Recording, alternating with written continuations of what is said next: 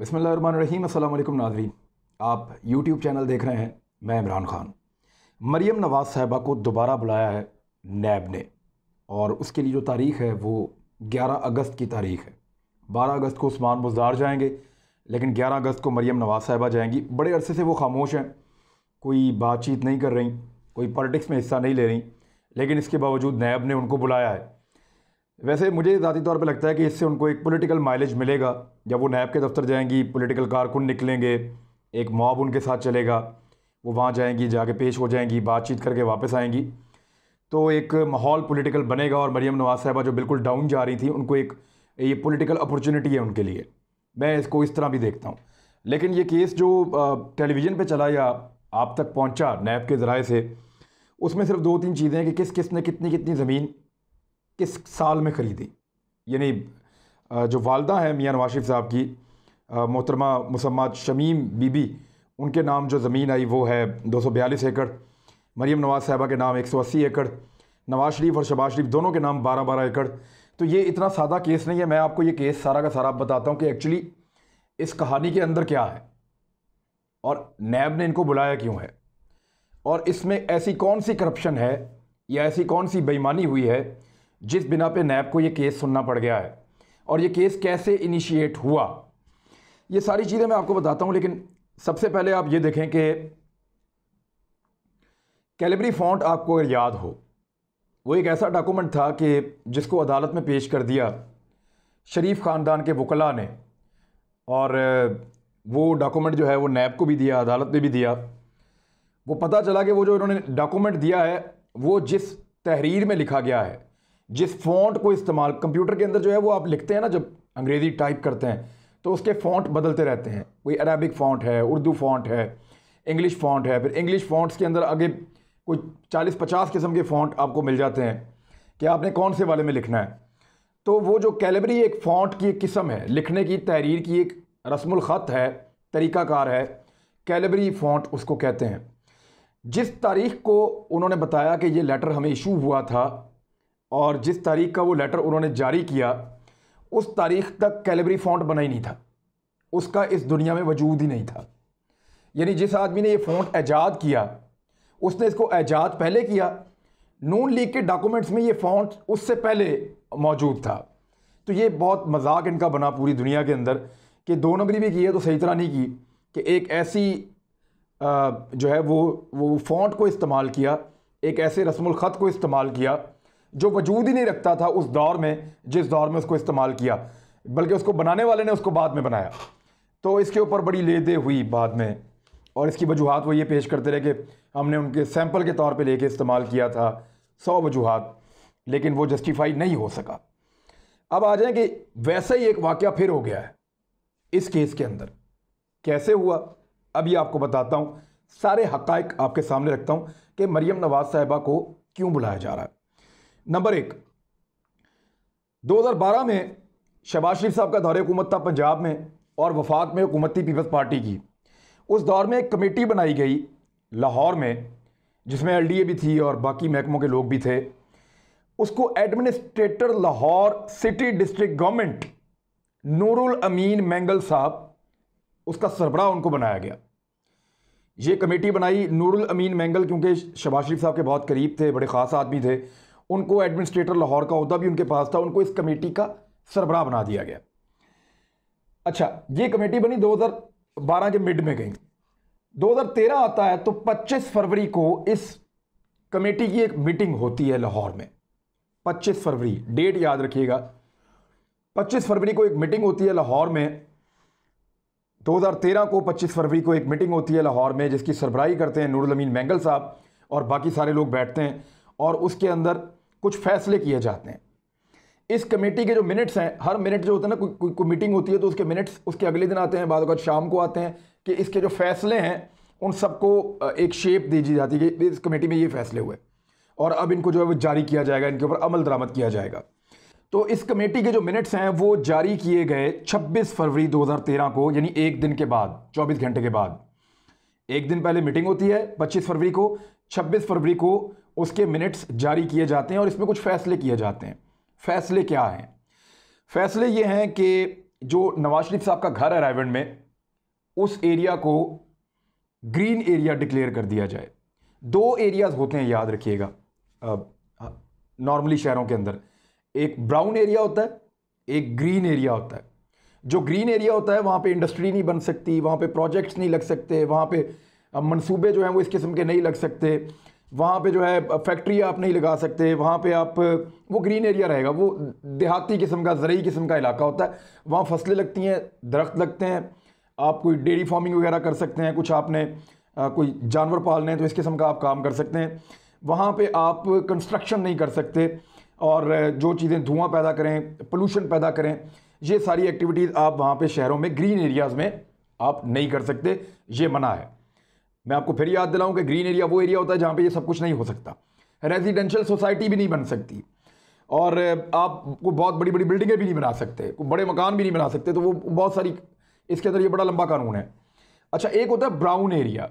जो brown area होता है वहाँ पे आप कुछ भी कर सकते हैं, आप इंडस्ट्री लगा सकते हैं इजाज़त के साथ, दुकानें बना सकते हैं, कमर्शियल एरियाज बना सकते हैं, वहाँ पे आप प्रोजेक्ट्स लगा सकते हैं, अस्पताल बना सकते हैं, यूनिवर्सिटी कॉलेज बना सकते हैं, स्कूल बना सकते हैं। आप वहाँ बहुत सारे काम कर सकते हैं, आपको इजाज़त होती है खुल के आप वहाँ पे काम करें, कमर्शियल एक्टिविटीज़ करें। एक होता है ग्रीन एरिया, एक होता है ब्राउन एरिया। ये जो था ये 2006 से ब्राउन एरिया था, रायगढ़ का इलाका और इसके आसपास के एरियाज। लेकिन 2013 में इन्होंने फैसला किया इस मीटिंग में कि इसको कर दिया जाए ग्रीन एरिया। अच्छा, अव्वल तो इसको ग्रीन एरिया आप कर ही नहीं सकते, क्योंकि दुनिया में ऐसा नहीं होता कि कोई ब्राउन एरिया वापस ग्रीन कर दिया जाए। जब आप किसी एरिया को ब्राउन कर देते हैं तो लोग वहाँ पे इन्वेस्टमेंट करते हैं, ज़मीनें खरीद लेते हैं, उनकी कीमत बढ़ जाती है। तो लोग कोशिश करते हैं कि वहाँ पे कारोबार करें, वहाँ पे फैक्ट्रियाँ बनाएं, वहाँ मनसूबे लगाएं, वहाँ सनतें लगें, वहाँ पे स्कूल, कॉलेजेस, यूनिवर्सिटीज़ और दीगर कमर्शियल एरियाज़ बने, दुकानें बने, मार्केटें बने, बाज़ार बने। तो लोग ये कोशिश करते हैं वहाँ पे, और उसके लिए लोग इन्वेस्टमेंट बहुत भारी लेकर आते हैं और पैसे लगा के चीज़ें खरीद लेते हैं, ज़मीन खरीद लेते हैं। तो इसके बाद इसको वापस आप ज़रूरी ज़मीन नहीं बना सकते, वापस ग्रीन एरिया आप नहीं कर सकते, क्योंकि लोगों का बहुत अरबों रुपया डूब जाता है वरना। तो आप जब भी किसी एरिया को ब्राउन करते हैं तो बहुत सोच समझ के करते हैं कि अब ये ब्राउन ही रहेगा। तो ये ऐसा हुआ पहली मरतबा कि उन्होंने एक ब्राउन एरिया को ग्रीन एरिया कर दिया, शरीफ ख़ानदान की ख्वाहिश के लिए कि हमारे घर के आसपास कोई दुकान ना बन जाए, हमारे यहाँ पे रायगढ़ में जाती उम्रा के आसपास कोई ऐसा काम ना हो।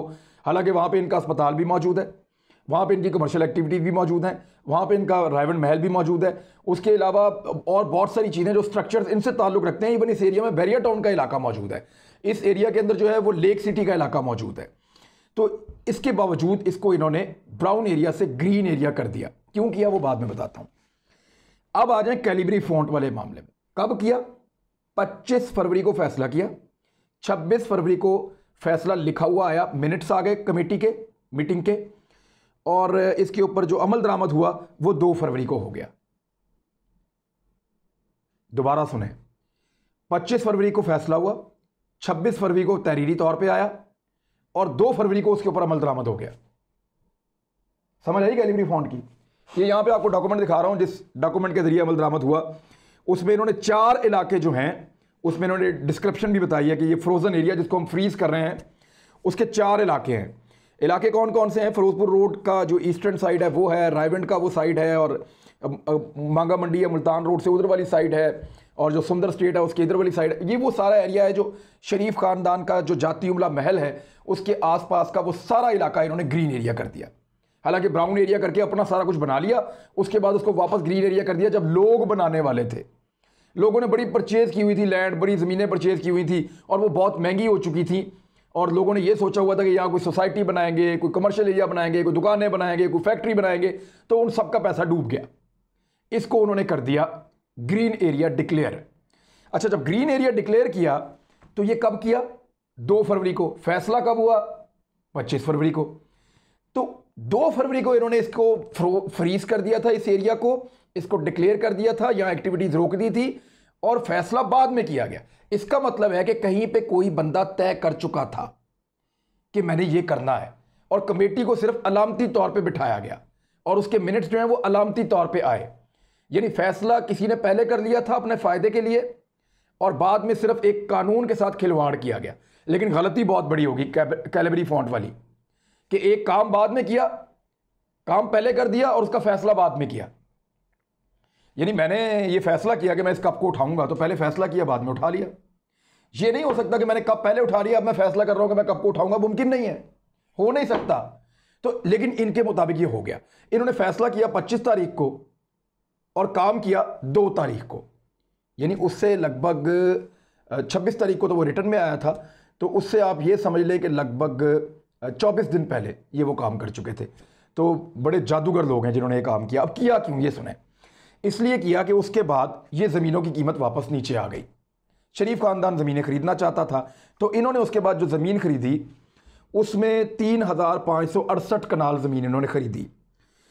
1936 कनाल मुसम्मात शमीम बीबी जो वालदा मोहतरमा मियाँ नवाज शरीफ साहब की, और 1440 कनाल मरीम नवाज साहिबा के नाम मुंतकिल हुई ज़मीन, 180 एकड़ बनती है।